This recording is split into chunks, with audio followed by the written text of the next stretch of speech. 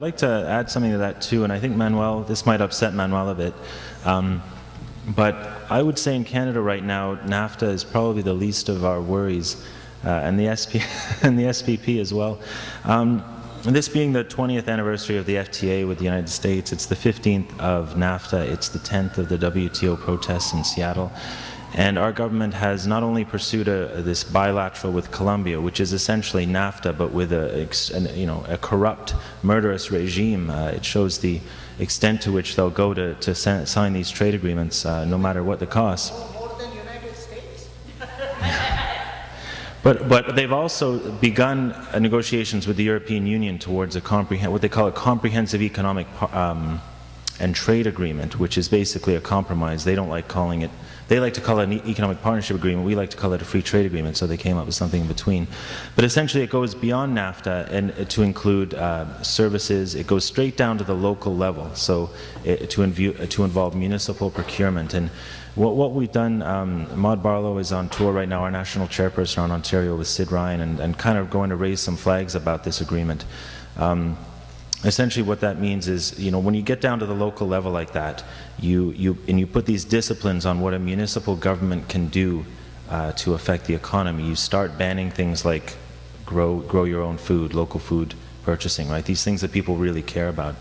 And so when we think about how do we get people interested locally about trade issues, I think this is one area where we're going to have to do it. And one area where the United States, and I'd say Mexico too, are quite far advanced, more advanced than Canada is in terms of a national mobilization against these things.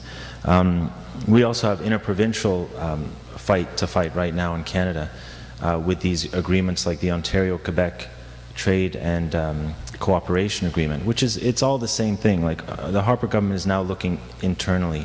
How are we going to deregulate internally across provincial boundaries? And they've got some incredible tools out there and things that we need. Things like in the United States, they have state-level fair trade coalitions, which I think we can see here in Canada as an inspiration, as something we can help create with chapters, for instance, in Toronto. And I think there is a strong, in Toronto, there is a strong need for a local trade coalition, something that can be there lobbying the councillors, because now it's the councillors that are going to have to deal with these international trade agreements knocking on their door and limiting what they can do public policy-wise and the ways they can spend public money, which has traditionally been left out of these trade agreements. So I think more than ever we need local trade watchdog groups, basically, work with their councillors and provincially as well, work within a provincial coalition, I think, to fight that way.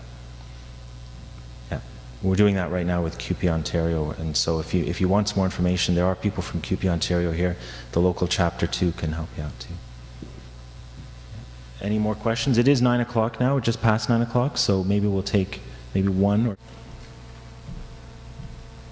My name is Lisa, and I'm from the Toronto chapter of the Council of Canadians, and we just recently formed our trade group, and one of our main issues is looking at how to build the trade justice movement in Toronto.